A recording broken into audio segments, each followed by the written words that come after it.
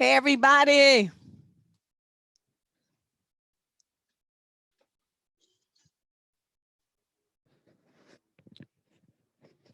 everyone in the chat room. I'm glad you guys hung in there and waited until I got this together. I'm finally figuring out how this is working. So I think I won't have this issue the next time. I hope so. But I'm glad you were here to join us for this very interesting discussion. I don't know about you, but I have been waiting to talk to this lady because I have not personally in my life met anybody who has been with the same man for as long as she has. And she looks like happy. It's not like, it doesn't look like she's like, yeah, I've been with, it's not that kind of thing. It's like, they seem to really like each other. So I think in light of the changes that a lot of us are going through, with these relationships that people don't really know how to make a relationship successful. If you're married, you're not really sure what to do to make it work, or how you can talk to your mate and how you can show respect, mutual respect, and negotiate power, and all those kinds of very important things that are necessary for both partners to feel loved and respected in their relationship. So Joyce, her name is Joyce, is here, and I'm gonna give you a little bit of information about her. She's a self-published author of 10 books in different genres. She has like some books on parenting, relationships, children's education, bullying, fairy tales, a book of quotes, health issue, and spirituality. So she's, all over the place. She's been with her husband since they were both 13 years old. So 52 years knowing each other and, being around each other, and 62 years rather knowing each other, and 52 years married. Okay. And so she's here to talk to us about her book, which is entitled The Best Way to Keep a Man is to Let Him Go, amongst other things. That's the title of it. So let me get Joyce in here. Hi, Joyce. Hello, Deborah. What's going on? Look at her looking all sophisticated and everything. I'm so glad that you're here and that you reached out to be as part of the show with the ladies. I wanted to start off by asking you, how did you come to write 10 books? I mean, we're going to get into the nitty gritty in a minute, you guys, so just hold on. But I want to get, and what prompted you to write 10 books, and there's so many different topics. Yeah. I wrote my first book in 1997, and that one was called Line of Serenity. And it's a memoir. It goes from 1944 to 1977. And it's all about the way that we were raised. I'm the oldest of 7, and I didn't want the way that we were raised to disappear when we all died out. My oldest brother died when in 2013. He had stage 4 lung cancer. Ooh. And so he's already gone. But I wrote the book in 1997, and I had finished the manuscript, didn't know what to call it. So the way that my siblings and I get along is we just adore each other. There was never any sibling rivalry in our family while we were growing up. As I said, I'm the oldest of 7. We had 7 kids, 2 parents, and a Doberman Pinscher puppy. And all I remember is the calmness of our home. And I didn't want that to die out the way that our parents raised us. We always, when we get together, we think that our parents really did a fabulous job of raising us, and I didn't want that to disappear. So I wrote the book for the children in the family so that they would know the history of how their aunts, uncles, parents were raised. And so I let people— what a good idea. Well, I let people read it, and then they said, you should publish this. And so I sent it off to the main publishing houses, and they rejected it. So I did self-publishing. That works better sometimes. And it's 167 pages. It has 22 pages of recipes, because food is a huge part of our family, still is. And 22 pages of pictures of our ancestors, because farther down the line, I said that somebody could give birth to a child that looks just like Aunt Mary or Aunt Lou or Mm-hmm. Uncle Joe or whatever, so I have pictures in there so they can see what their ancestors look like. Gotcha. Well, okay. I love that story. I love it, love it, love it. I think that's one of the things that's missing is we don't really have any family traditions, and even something as simple as eating dinner together. People don't even do that. They eat in front of a television. Everybody's staring. Mm-hmm. There. They're not really interacting with each other. Mm-hmm. So that's really beautiful. So you guys hold your questions. I'll be taking your questions in a little bit. Okay, so let's get some more information from Joyce first. So now let's move on to this. Your book about the best way to keep a man is to let him go. That title is like, what? Okay. Because we were just talking about, the codependent people and the women that just cannot seem to let go of a relationship that really isn't working. It's harmful to them. The guy's not really into them at all, but they just can hang on and hang on and hang on. So when, I saw this title, Let Him Go, I thought, okay, some of these women need to hear this. They need Well, to you hear know this. what? That title came about. I was 15 years old when my late mother-in-law told me that. But my mother actually modeled it for me. My mother-in-law put it into words, but my mother actually modeled it. I'd never heard her. Well, let me read you. Can I read the introduction? Oh, certainly. Yes, feel free. The introduction. The best way to keep a man is to let him go. My late mother-in-law told me that in 1959 when I was 15 years old. At that time, her son, Frederick, everybody calls him Pap, was my boyfriend. I let him go, and on March 31st, 2008, we celebrated 51 years of being together. Then on June 3rd, 2008, we celebrated our 41st wedding anniversary. While my mother-in-law put it into words, I watched my mother put it into action. She let my father go, and they were happily married for almost 35 years until his death in 1974. Quote, let him go, unquote, doesn't mean don't care. It means be secure enough within yourself that you don't freak out if he's not with you and you don't know exactly where he is. Quote, let him go, unquote, means don't try to control where he can go or what time he must leave or return.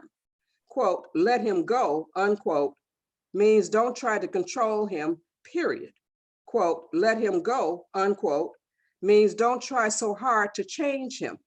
After you have paid your dues, you may tread lightly in this area, but be careful.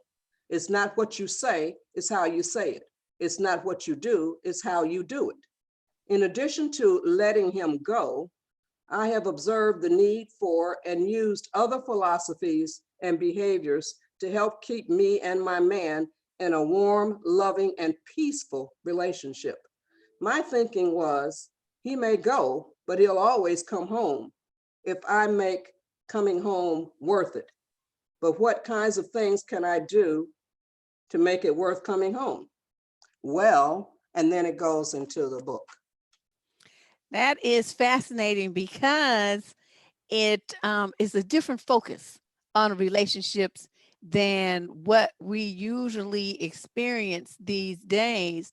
A lot of it is, where each person is focused on themselves and what they're going to get out of the relationship, not what they're giving to their partner and receiving. There should be some expectation of reciprocation, of course, but there's like a big push on the internet for women to do what they call get the bag.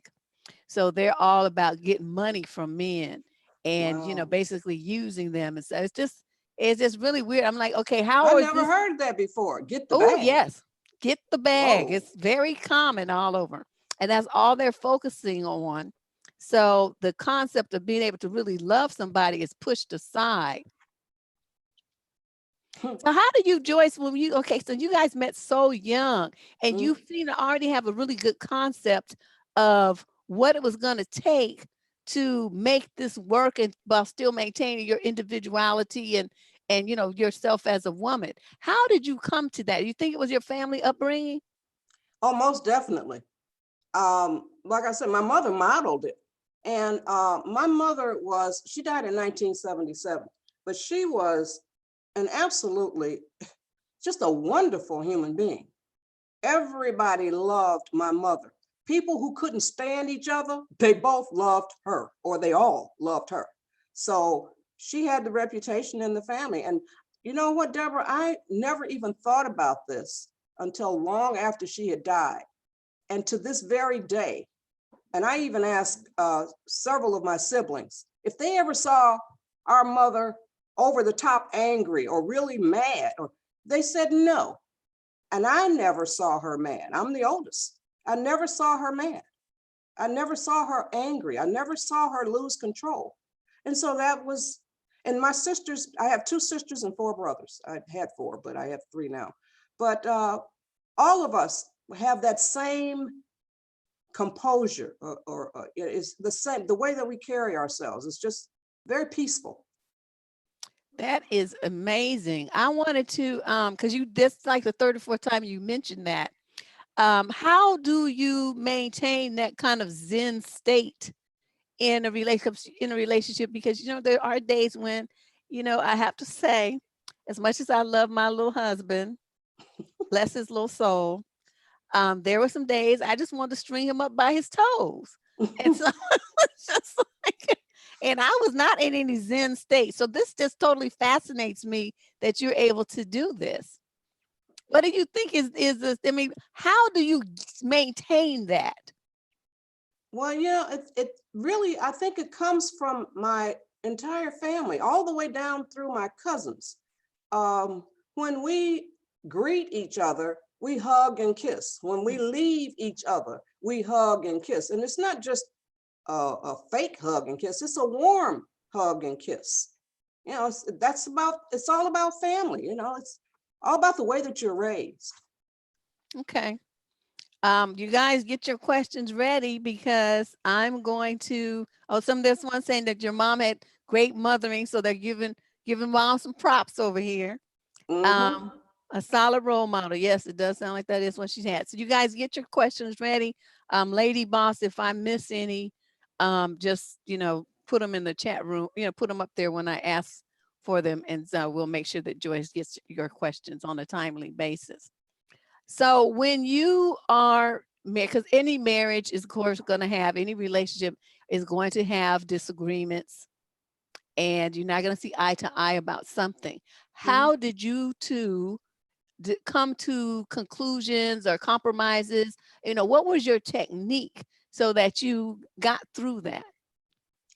We always said, and we still say to this very day, divorce and separation is not an option.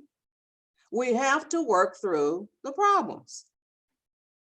So the divorce and separation is not an option.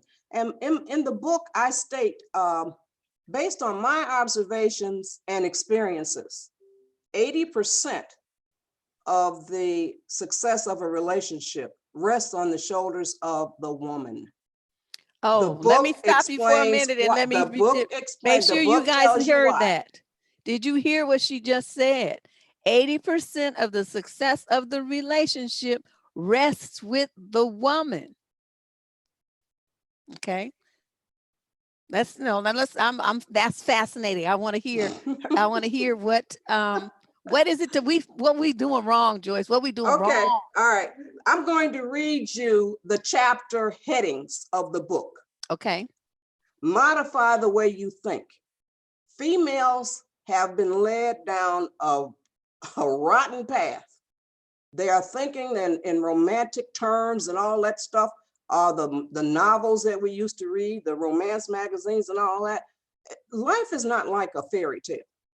So that's the first thing you got to do. And modify the way you think. The chapter goes into how you should do that. The next chapter, observe and learn your man. The next chapter, be willing and ready to pay your dues. Next, fantasy versus reality. I talk about the books and stuff that we used to read as teenagers, little girls. Think about it.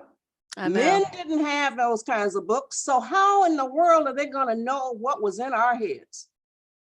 We were off into all this fantasy and romanticism and all of that. And men didn't know that. They didn't even pay attention to those things. Next, learn how to, quote, fight, unquote. You don't fight dirty. You don't fight to hurt the other person. You fight for clarity. You fight for understanding. Next chapter, remember that you have faults too. Now, I'm going to read part of this one because I think that this is a really big chapter. What is a fault? Well, according to the American Heritage Dictionary of the English language, a fault is something that prevents perfection. When women get together, if the discussion turns to male-female relationships and men's behavior and faults, and it almost always does, I have never heard a woman make any statement relative to the fact that her man has to put up with her faults. From listening to women, you think that females don't have faults. Just as women can say, quote, he would be perfect if it wasn't for this and this and this and this, unquote. Obviously, men can say, quote, she would be perfect if it wasn't for this and this and this and this, unquote. We all have faults that can range from slightly funny to downright hilarious, as well as slightly irritating to nearly intolerable. Many women could learn more about themselves if they would ask their men what they, the men, see as their, the women's, worst faults. Typically, we can't clearly see our own, men or women. It's all about tolerance and communication. If either of you can't take living with the other's faults, you've got to talk about it. But remember, it's not what you say, it's how you say it. And you have to give specific examples. I always say that we are obligated to tell each other what we see that we think is not right or not healthy for the person or the relationship. The other person is obligated to listen carefully, but we have to remember that no one is obligated to change. Many times the behavior will improve because you both are aware and watching, but you can't get mad if no change is made. You did your part. The rest is up to the other person. Oh, and so it is. Well, they like your phrase, fight for understanding and clarity that has been reproduced in the chat stream. So that I think that's going to be a new catchphrase around here. Okay. The next chapter, nothing is too precious for him. A lot of women have the houses set up where he can't go in a certain room and sit down and be comfortable. What? I grew up with those kinds of women. Next chapter, think before you speak. It's not what you say, it's how you say it. So you got to figure out how to say it so that you'll get the response that you want.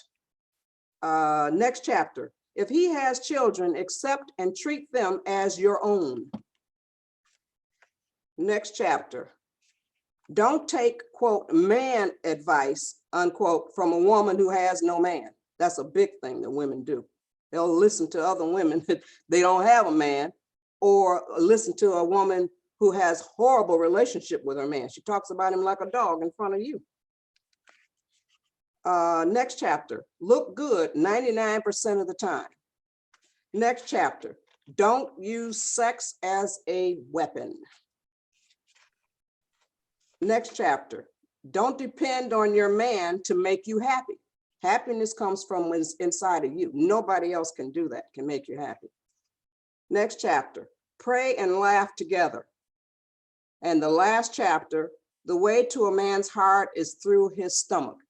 And I gave 22 recipes. The same recipes are in The Best Way to Keep a Man is to Let Him Go, among other things, as are in Line of Serenity. So I've got recipes. Let's see, these are my own recipes. Apple pie, banana pudding. My family lines up when I make banana pudding. They line up with cups and spoons in hand. Aunt Yeti's pound cake. This recipe has been in our family for over 50 years. Lemon cream pie, pineapple or cherry cream cheese pie. It's my husband and my son's favorite. They love it when I make that. Spaghetti meat sauce, lasagna, chili, macaroni and cheese. Macaroni and cheese, that's my I've given that recipe off to lots of people. My son uses that recipe, but he's tweaked it on for himself, you know, so I love his mac and cheese. Mashed potatoes, pepper steak, skillet chicken and rice. That's something that I made up on my own. You like chicken? You like onions? You like rice? You like chicken broth? You would love skillet chicken and rice. Tuna salad, oven fried chicken, beef stew, top of the stove chuck roast. I don't put my chuck roast in the oven. I cook it on top of the stove. Meatloaf, chicken and dressing, dried beans or peas with smoked turkey, greens or cabbage with smoked turkey. And the last recipe is sauteed cabbage, which I love. We're going to have that tomorrow. Oh, I made some of that the other day. You know, so these are what you'll keep your husband eating at home recipes. You know, a lot of young women don't cook. Well, that's why I put the recipes anymore. in the book, and they are easy and they are delicious. So I didn't want to leave the last chapter as the way to a man's heart is through his stomach and leave him in the lurch with no recipes to go on. No, that is good. I like all that, and I like those recipes too. Sounds like some stuff I used to eat when I was growing up. Well, you ladies have any questions now? Do you want to start asking Joyce? I mean, right here is some experience that you are not likely to run into anytime soon. I mean, a lot of people, they don't even have relatives who have been married even half this long. So if you have some questions for her, this is now. Oh, somebody says they love to cook. Oh, you love to cook for yourself? Girl, get out of here. Yeah, she did cover all points. And I think that it's very important to understand where she's coming from, because like the thing where she said, look good. 90, what'd you say, 90% of the 99% of the time. Okay. We just mentioned that in the other day when I did the 21 things that grown women do, and I used the example of these people going out on TV. They're out in pajamas, women out with them head bonnets on, them things, the bonnets they wear at night and everything, and people out in house coats, house slippers, all kinds of looking kind of crazy. And we were just talking about that. We were just talking about that. So, you guys, that's what we're saying. Make yourself look presentable, because you never know who you're going to see when you're out in the streets like that. I try to look good for me too. That's the first. Well, I woke up like this. Yeah. Okay, someone wants to know where they can find your books. Are they all on Amazon? Yes, they are. But you go to goodshortbooks.com. Okay, let me write that in the thing.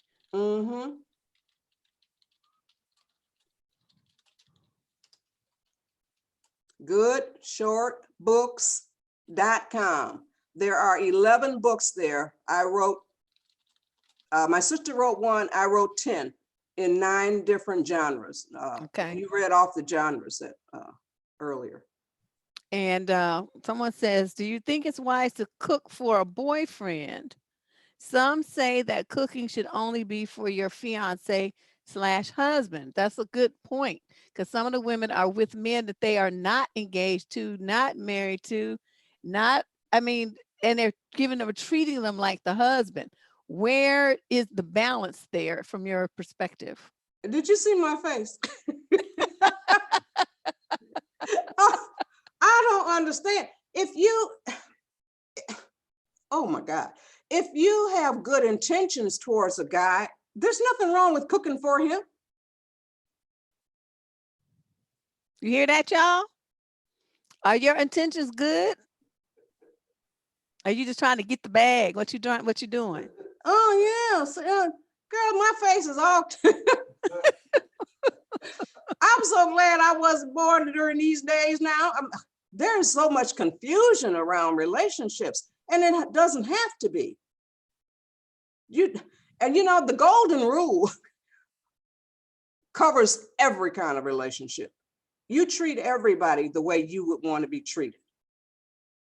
if you come over to somebody's house, if you would like for them to offer you something to eat, then you do the same. Offer them something to eat, whether you cooked it or not. Oh yeah, that's just being hospitable. Yes, it is. But I'm But thinking, they're treat them. thinking like, are they going to be pulling out, all the pots and pans and going deep, elbow deep in the pots? They don't have to go deep. They can just make a good sandwich Okay. if that's what they want to do. I think that's a good balance. Yes. Because I don't know, I just hate it when people come, you go over to somebody's house, and especially if they want you to stay there half the day, you be trying to leave, and then they still want you to stay longer, and then you're starving, and then they don't even offer you anything to eat. So that's no, that's that I can't even think of a word for that. That's just inhospitable. That's just discourteous. okay, a question came up that says, Joyce, how did you not lose your sense of self in your marriage? My sense of self is solid. Nothing can make me lose my sense of self.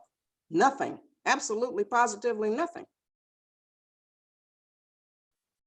And I remember she was reflecting back, you guys, to how she was raised, watching her mom be a solid, calm, and remember the word peaceful woman. So that was her role model. And I know a lot of you don't have that kind of role model, and it's, you're still trying to find your way. But that's one reason why I was really hoping that, to get her on, and luckily we did, so that she could be a resource of information for you, just for this tonight's discussion, as well as in her book, if you can pick those up too. Okay, here's another question. She says, first, you're amazing. What is your proudest moment within your life? My proudest moment was giving birth to my son.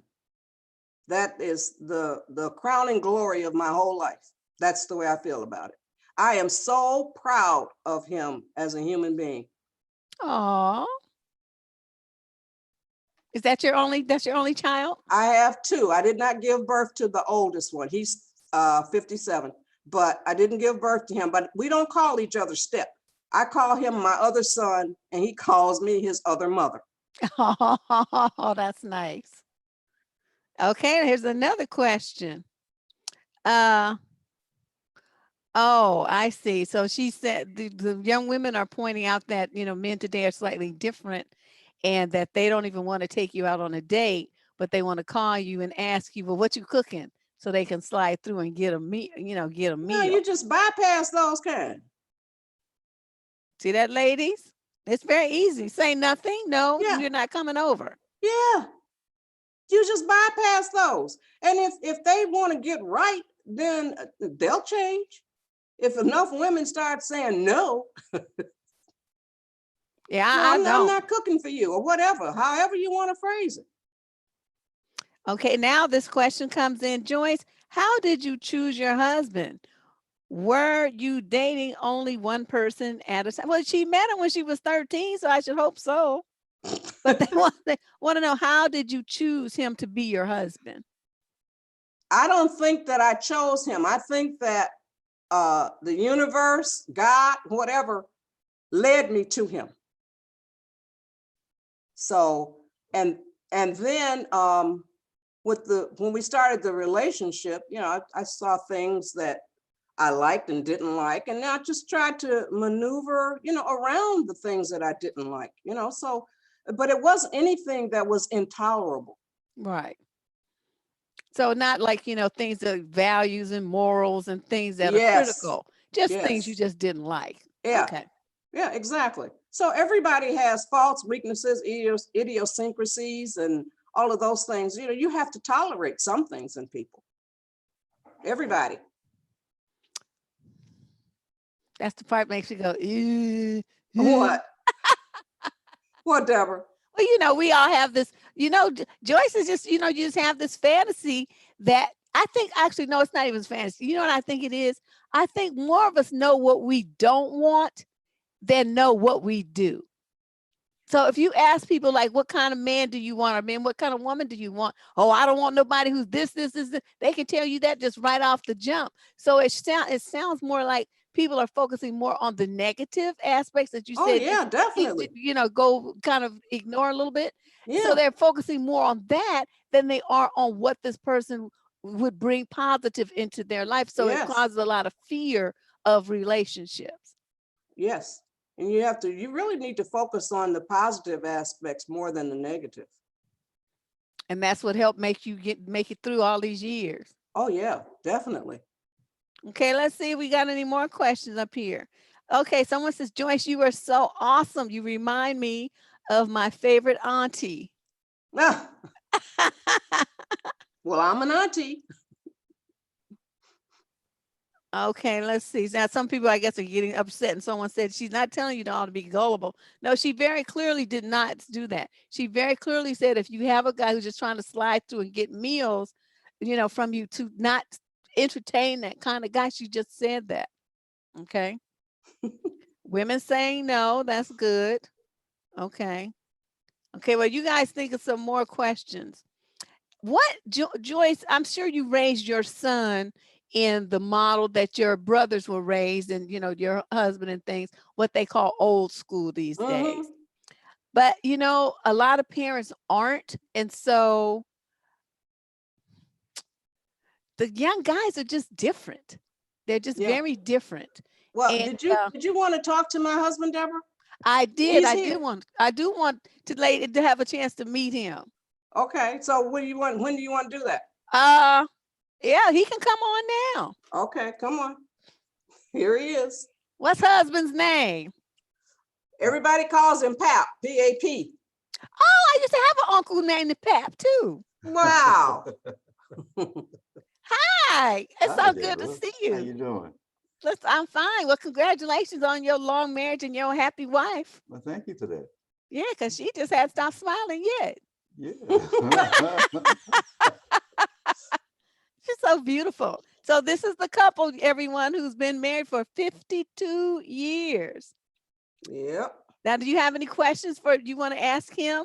Because, this is I'm telling you, this is a rare opportunity. Y'all, I think they're just kind of stunned because they're like, Probably. usually this crew, you can't shut them up.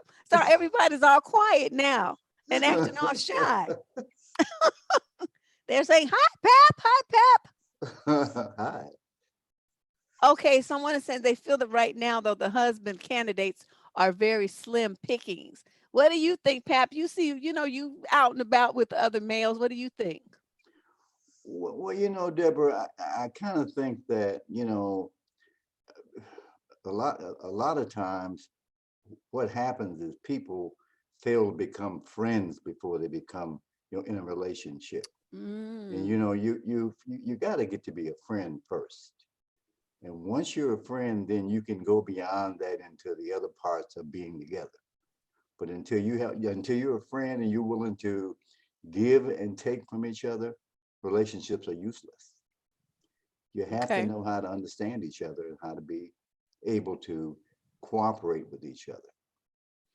Someone has asked, Pap, how do you know that a man is interested in marriage from the beginning? Well, I'm going to be honest with you. Yeah, I'm going to be honest. Most guys in that I know, okay, are not necessarily interested in marriage from the beginning. They're interested in being with somebody that they can trust and be with from the beginning. And after you've been with a lady a while, and you see I can trust her, I can depend on her. If I need moral support or mental support, she's there for me. Then marriage comes into play. But prior to that, I don't know necessarily that marriage is an option for most guys. I'm just being honest. Okay, no, that's what we need. Because you have a lot of people that are going to tell you what they think you want to hear versus what the truth You're is. right. So I appreciate it. Thank you. No, because you can't want to marry a girl you don't know. You got to know a person before you want to marry a person. That's a commitment for life. And so you need to know what you're dealing with before you marry a person. Someone wants to know. I'm sorry, Joyce, because now all of a sudden everybody's turning their attention to Pap. Oh, I understand that completely. I understand. They're like, yeah, that Joyce was nice. Okay, Pep. Okay, so now they're saying, what is manhood to you? What is manhood? And this is a good question for both of you to respond to. Well, you know,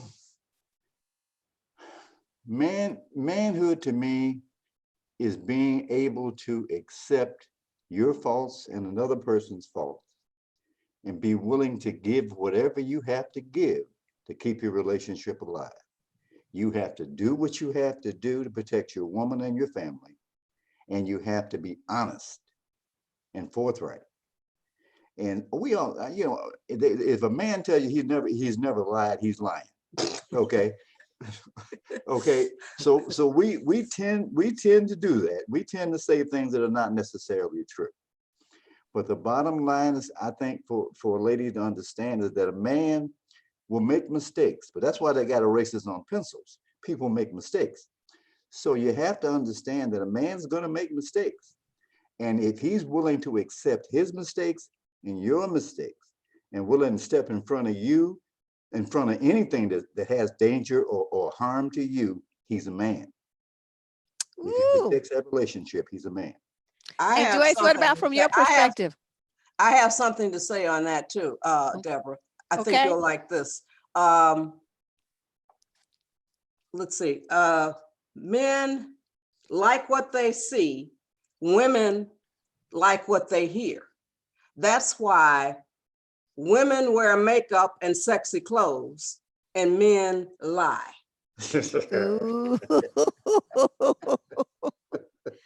That's what we tell them all the time, you know, don't pay too much attention to what he says, watch what he does. Uh-huh. There you go. Because, you Well know, said, especially if those words and those actions not matching up, There you believe go. what you see and just There let you what go. you hear be like, ah, la, la, la, la, la, la. I can't hear Yeah. you. There Okay, you we go. got another question. What about people who grow up in a dysfunctional family and were not raised by their real parents, but raised by, say, a grandparent? How are they supposed to navigate relationships? Wow. That's a good question. That's an excellent question. Very good. But let me just say this, Deborah. You got to be willing. You got to be willing to investigate yourself.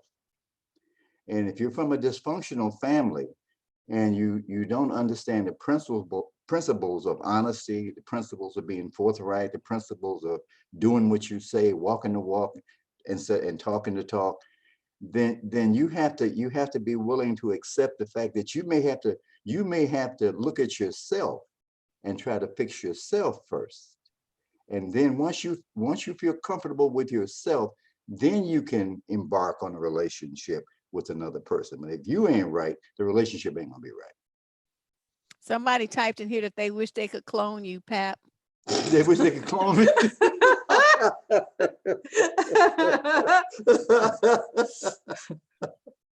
Oh, hilarious. Elsa, and they said, Joyce, you are so on point. You guys are just getting like really all kind of thumbs up. But, Pap, somebody says, okay, you said that these men make mistakes. It's like an eraser with a pencil or something. What kind of mistakes are we talking about? Well, okay, Deborah. Okay. First of all, now, a man, probably the only difference between a man and a dog is a dog has a tail. Okay. Oh my. A man, for example, let's assume that you and your woman are out together and you see an attractive woman. You're going to look at her. You're going to look. And a woman has to understand that if you see an attractive man, you'll probably look at him. But you can't get bent out of shape over stuff like that. You have to understand that people are going to look. It's eye candy. But it doesn't mean it has anything to do with how you feel about your woman or how she feels about you. You can't let little things create big problems. You hear that, ladies? Because some of them are just, they just get so upset. I know. You know, he liked somebody's picture on Facebook. He liked it. He made a comment. Well, don't forget, I said men like what they see. So, you know, and so my whole thing is this. I love being eye candy for myself and for my husband. for my man, for Pap. Okay, so I love being eye candy. I wear short skirts, short dresses. I got on a pair of shorts right now. So eye candy. I like looking sexy. Bam. And I have to tell you, she sent me a couple of pictures, you guys, and she had on like a little mini skirt and she was working it too. She had some cute little legs. I was like, ooh, look at Joyce. Well, You guys are my just too thing cute. is, he's gonna look at other women, but he's gonna remember he's got something better at home. Your Pap just looking like, that's right. Well, That's right. no, and I think that a lot of a relationship has to do with what a guy, his mind. You got to feel good in your mind about your woman, because when you get out there in those streets and the ladies are there and they're looking all good, you look at them and say, "Wow, don't she look nice?" But your mind will say to you, "But yeah, your woman looks just as good." You look, but you don't have to act. You look, but you go back to what you're supposed to be going back to, what you want to go back to, as somebody that's eye candy all the time. But Pap, what's so amazing, because I watched the show in Oprah the other day and I actually talked about it. I guess it was filmed some time ago, but she interviewed 6 or 7 husbands who had all cheated, and she was interviewing them about it. And in each instance, the men said that the women, the women were nowhere near as attractive or sexy as the wives were. But what those women did was make him feel like he was like the bomb, like, stroked his ego and made him feel important and strong and handsome and hot and all, like a stud, one of them said. What can women do a little bit better? Or is that anything that a woman should even try to do to keep her man's ego kind of on a positive thing, or is that his job? Well, to me, the most important thing is to be understanding. You got to look good, number one. That's crucial. You got to look good, because if you don't, somebody else will, and he's going to go where it looks good. But if you're understanding, and if you're willing to talk about your differences, if you're willing to talk about his shortcomings and not condemn him for those, then he will tend to stick with the woman that does that. Okay, someone wants to know, I wholeheartedly believe that a man should propose after 6 months. At this point, Oh my God. a man knows. Is this unreasonable? After 6 months? What? Why is it on a timeline? I just reading the questions. Don't See, shoot the messenger. That's part of the problem with women nowadays. They have all of these ridiculous standards. Why put anything on a timeline? Just go with the flow. And nobody's talking about, dealing with him for 10 years or nothing, but like finding people in their 30s and the 40s, it's like, okay, the clock is ticking. I'm gonna be getting my Social Security in a minute here. Well, there's a long way from 30 to Social Security, so enjoy the ride. Okay, let me see what else. How do you deal with disagreements? Also, discussions on shortcomings and commitment when you're dating them. Let's start with the disagreements. How do you guys deal with disagreements? Because that was where, man, I tell you, when my husband was still alive, we did not, he did well. I didn't. I was horrible with disagreements. I would send him to his mama's house. Deborah, I think one of the things that I think you have to do, as I think about it, is that you have to agree to disagree. Mm-hmm. You can't expect anything that's true never runs smooth all the time. Okay, you're going to have disagreements, and as Joyce pointed out earlier, you have to make a commitment from the get-go. Breaking up is not an option. We're going to stick this out no matter what. I love that. It's not an option. You're not leaving. you're not going nowhere. No, we ain't, Just gonna neither work one of this us out. ain't going nowhere. Right. And years ago, Deborah, I used to hide his keys.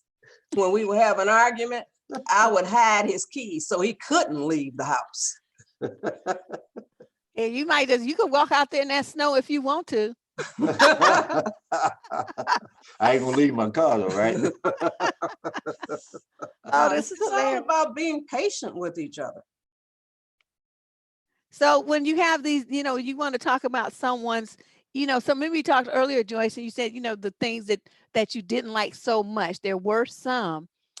How did you bring those up if you wanted to try to, maybe feel like those things could be adjusted slightly? We're not saying he has to change completely, but maybe some of the things are just bad habits and that those kind of things can be adjusted.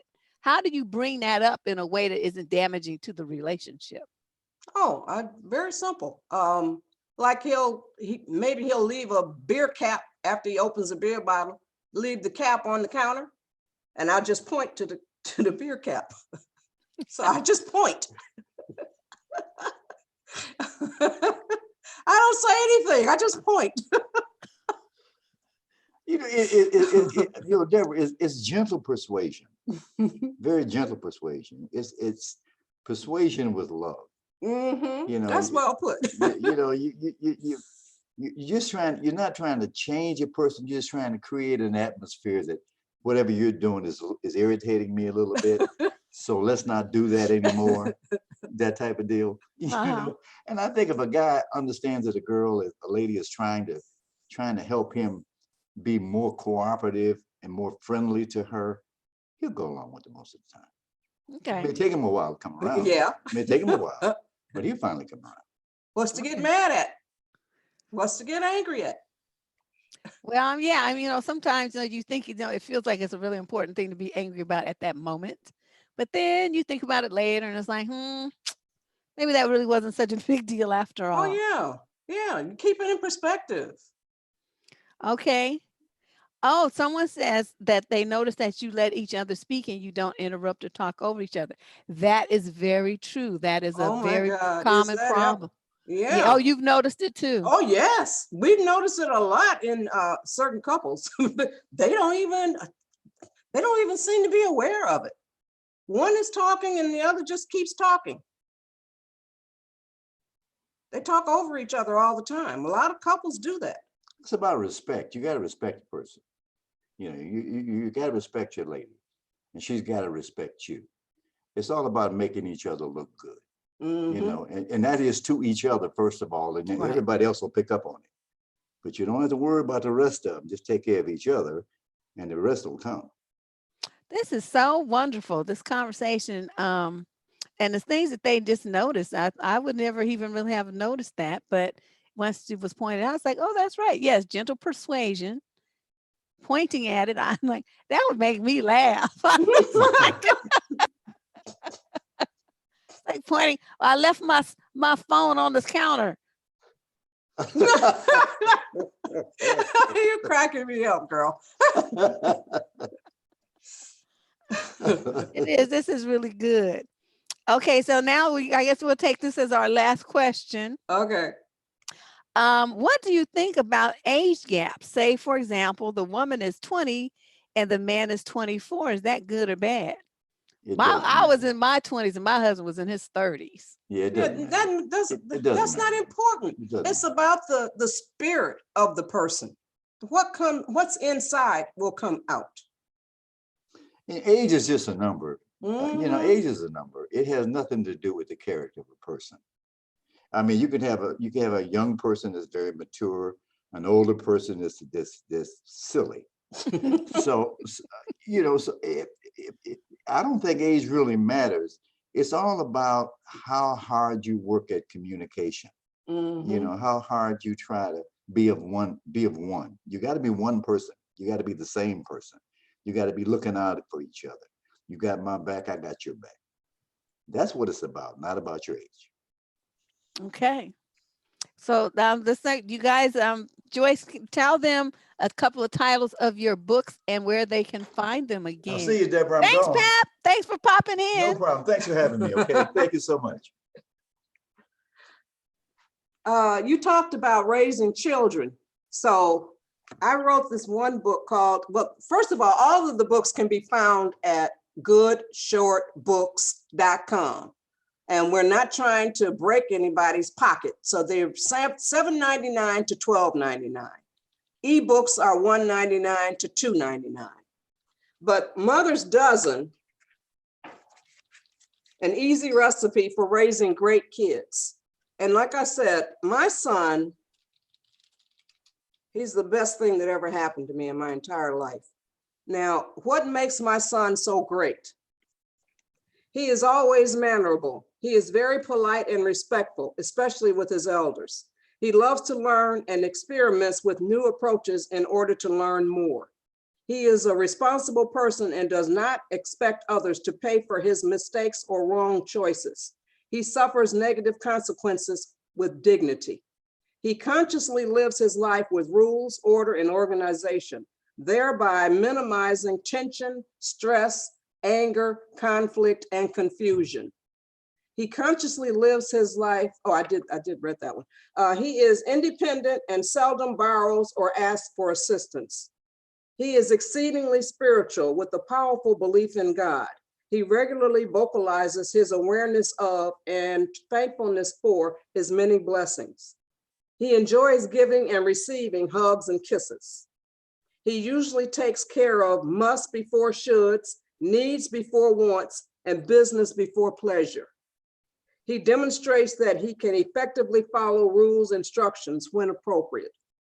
He is patient, seldom loses his temper, and uses time wisely.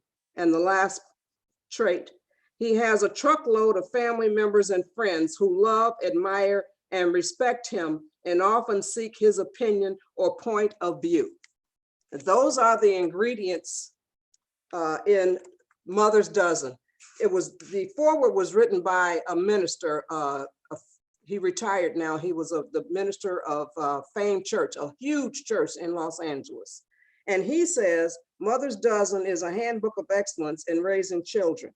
It systematizes the rules passed from generation to generation regarding preparing children for the world to come. It involves tough love. It encompasses tough, touchy-feely. It establishes fences that keep the wolf out and the sheep safe.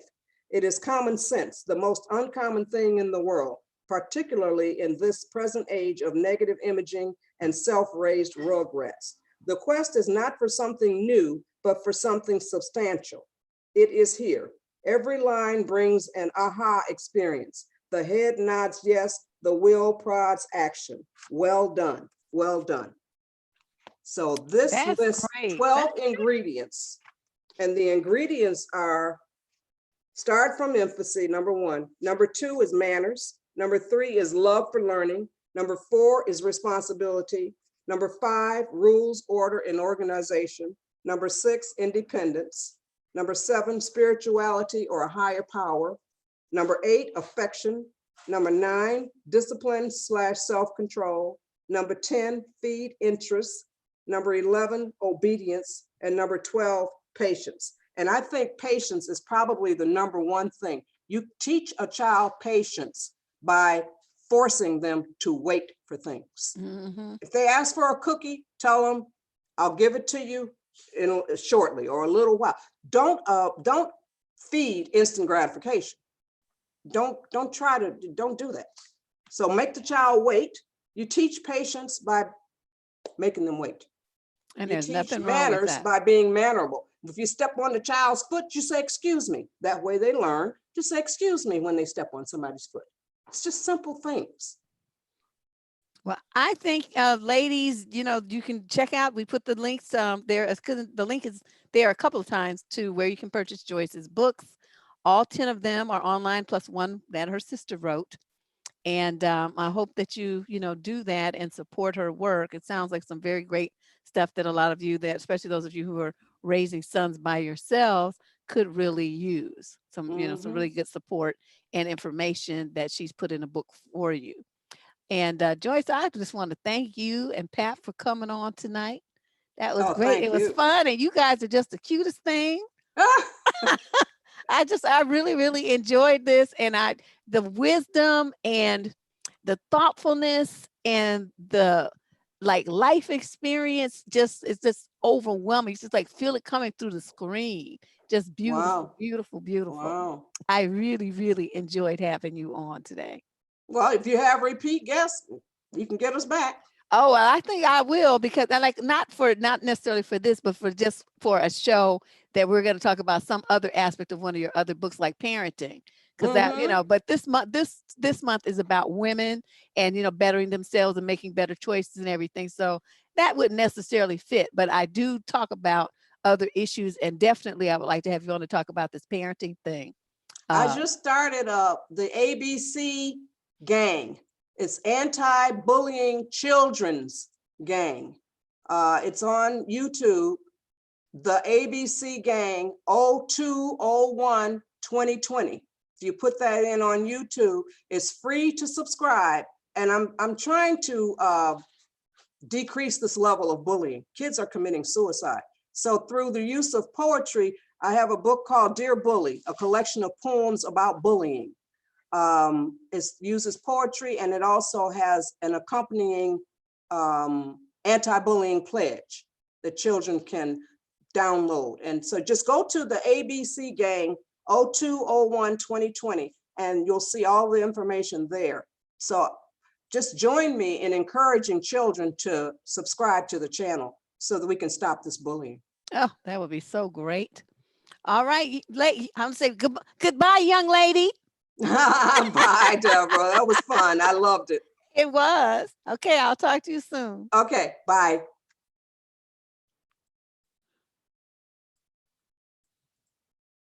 Okay, what am I doing here?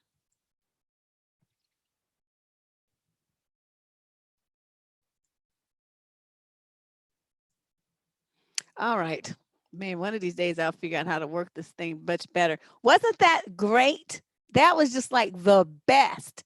And I love that her husband was able to come on and share, from the male perspective, and as a dad, as a husband, and give you some insight from his perspective as well. So I will plan to get her on, and we'll have something, later in the early summer.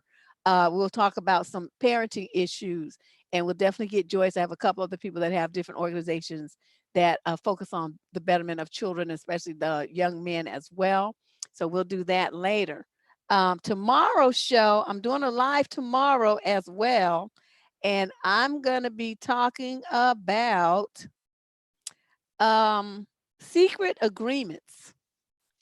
Secret agreements are those things that you do in a relationship that was not really, you didn't really sign on for it, like consciously, but you're still finding yourself responsible for certain things. And it seems to be this tacit understanding that you have with your mate, but you don't really like it, is overburdening to you. And so we're going to talk about that and expose some of those secret agreements that you may have entered into without even being aware of it. Okay. So this, as we're closing out now, we're closing out day 8 of Video a Day Debruary here on the Debstrism channel on YouTube.